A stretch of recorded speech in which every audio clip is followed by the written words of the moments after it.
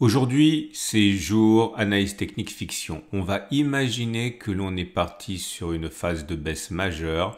La question est de savoir comment ne pas se faire tromper par le rebond technique qui pourrait intervenir à court terme.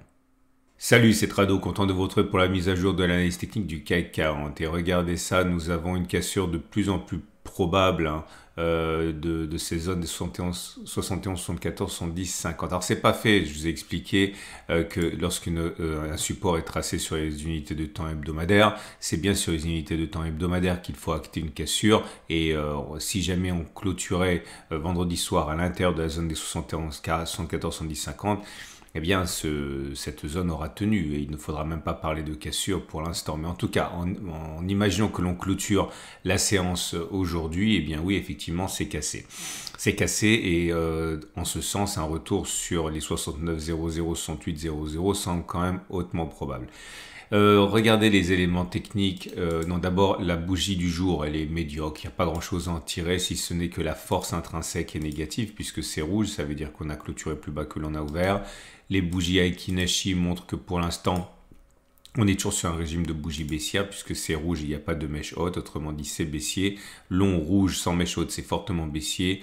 Court rouge sans mèche haute, c'est baissier, mais moins forcément. Et donc, à partir de là, effectivement, même si la pression baissière s'amenuise, ça reste quand même baissier. La tendance baissière sur le très court terme est toujours actée par le fait qu'on soit en dessous de la M7 qui descend, donc tendance immédiate baissière, tendance générale baissière, tendance de fond baissière également, et seule la moyenne mobile à 200 jours reste croissante, mais on est au-dessus, c'est-à-dire que la tendance de long terme est neutre à présent. Vous savez, les choses, je suis obligé quand même de regarder ce qui se passe au niveau des fondamentaux, et de plus en plus d'analystes disent que la situation actuelle est grave. Grave notamment à cause du crash immobilier, le crash obligataire, le crash également larvé sur l'immobilier.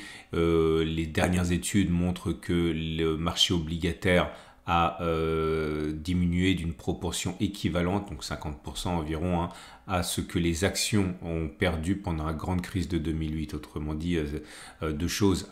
Si vous voulez accumuler des obligations pour le long terme en accumulation rationnelle, peut-être que ça vous intéressera. Et puis deux, il faut bien comprendre que l'actif le plus important du monde, en termes de volume, de capitalisation, c'est les obligations, c'est pas les actions. Et donc, il se passe des choses qui pourraient effectivement influencer le moyen terme. J'en parle simplement pour vous aider à trouver un biais qui soit aussi au baissier à moyen long terme.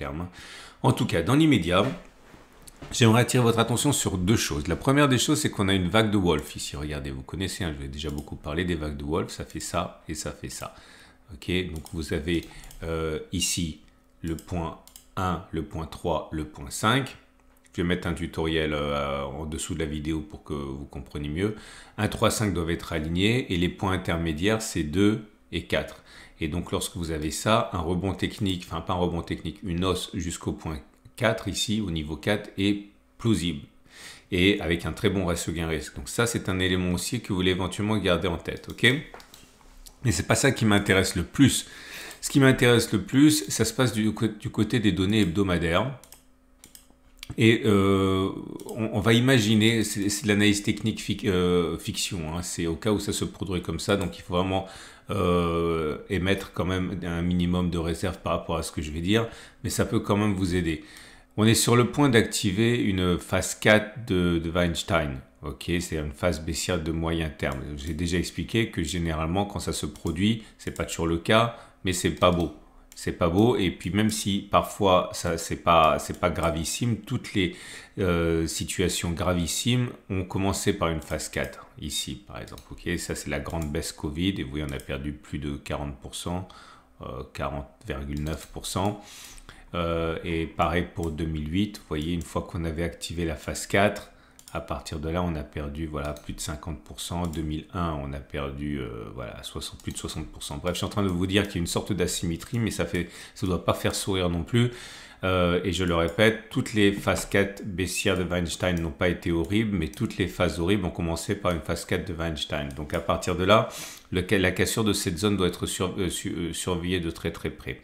Néanmoins, si on devait clôturer comme ceci ce vendredi, si on considère que cette zone ici est la limite de la phase 4. Ok. Peut-on envisager un rebond technique à l'intérieur de cet augure inquiétant? Alors c'est ce que j'ai fait en reprenant toutes les phases 4 baissières de Weinstein. On va commencer par celle-là. Et vous voyez, bon, entre les plus hauts et les plus bas, on a bien perdu un nombre très important de points. Là, c'était 23% en tout. Et j'ai regardé ce qui s'est passé au niveau des rebonds techniques. C'est-à-dire que j'ai regardé de combien on avait augmenté avant de replonger sur le niveau des plus bas. Et là, vous voyez, entre le moment où on a cassé le support de référence, qu'on est rentré en phase 4 avec une moyenne mobile à 30 semaines qui descend et qu'on a rebondi avant de revenir chercher des nouveaux plus bas, on a pris 19%. Je vous montre une fois, vous voyez, vous prenez ça, vous prenez les plus hauts, bon, 18,7% avant de revenir sur les plus bas. Regardez un autre exemple ici. Là, pour le coup, il n'y a rien eu du tout. On est tombé comme une boule de pétanque, donc c'est bien, il n'y a pas eu de faux espoirs. Là, on ne dirait pas comme ça, mais il y a également eu un rebond technique assez important puisque l'activation de la phase 4 s'est produite ici. On est revenu après plus bas, mais entre les plus bas de la cassure et le rebond technique, on a pris quand même 5,5%. 5,8 même, ok? Avant de replonger plus bas. Je vous montre d'autres exemples. Ici, vous voyez, on peut considérer qu'on est passé en phase 4 une fois qu'on a clôturé en dessous de ce support, sur cette bougie-ci. Et vous voyez que là on ne l'avait pas cassé, on a clôturé au-dessus, donc ça n'a pas été activé, ça a été activé ici. Et vous voyez que, alors ça dépend, soit on prend entre ce niveau et ce niveau, ça fait un rebond de 5,3% avant de revenir plus bas, soit on prend même entre les plus bas ici et les plus hauts, ça fait du 18%. Mais dans tous les cas, il y a eu au moins un rebond de 5-6% avant d'aller plus bas. Je vous montre un dernier exemple ici. Vous voyez, on a rebondi de 10% avant d'aller plus bas. Bref, si on remonte comme ça, vous voyez les chiffres en dessous, vous allez constater qu'il faudra vraiment se méfier de ce qui pourrait se passer à court terme. Alors là, c'est rare, c'est la seule fois où on est passé en phase 4 baissière de Weinstein et qu'on a rebondi directement et que ce n'était pas un piège. Okay, alors peut-être parce que la question n'était pas très franche non plus, hein, ça je vous l'accorde, mais ce serait la seule fois où il ne fallait pas, entre guillemets, se méfier du rebond technique.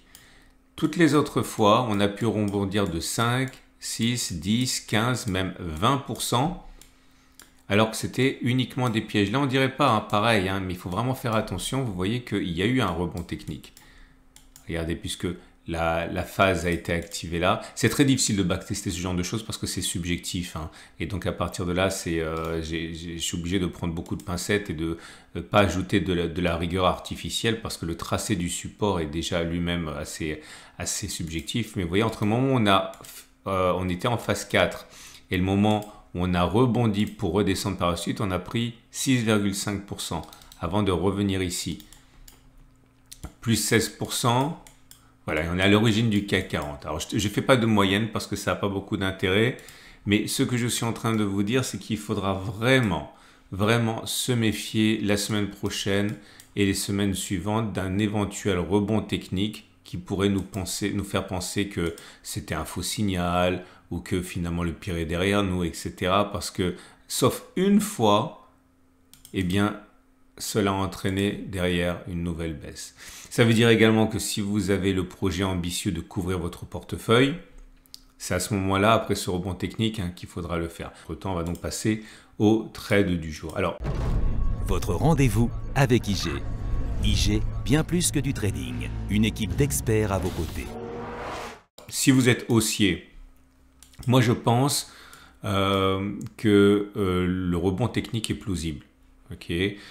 Mais pour éviter d'être pris dans une spirale, il faut soit vous prenez une position haussière assez on va dire large, hein, donc vous visez un retour sur les précédents, sur la moyenne mobile ici, par exemple la moyenne mobile à 30, la moyenne mobile à 30 jours. Mais bon, l'idée c'est de revenir sur le précédent sommet, stop de protection en dessous, vous avez un ratio gain risque qui est pas horrible, mais bon, c'est pas génial non plus, hein, c'est 0,9. Faut vraiment croire au rebond technique. Vous pouvez éventuellement mettre plutôt le stop de protection dessous des plus bas, plus un chouïa par là. Voilà, là vous avez un ratio Gay-Risk de 2 pour 1, c'est pas mal. Soit vous tradez pour envisager une baisse. Et là, par contre, je pense que le plus intéressant, c'est d'attendre le rebond dont j'ai parlé, parier sur un retour sur de nouveaux plus bas ou voir le plus bas récent, stop de protection au-dessus, protection avec le gap, vous avez un ratio Gay-Risk de 1,7, c'est pas mal aussi. Hein. Pour l'instant, je vais rien faire, je vais analyser, mais je pense que mon prochain trade, même si je le fais très rarement parce que c'est dangereux, ça sera un trade baissier. Ok, a priori. Voilà, je vous souhaite une excellente journée. Vous avez plein de vidéos qui vous attendent ce week-end, comme d'habitude. Vous aurez également l'analyse de l'or, l'analyse... N'oubliez pas de regarder le format prendre votre retraite en main parce que je vais justement évoquer éventuellement les stratégies que je vais adopter lors de la correction qui semble de plus en plus plausible. Et je vous souhaite donc une excellente journée. À très vite pour une mise à jour.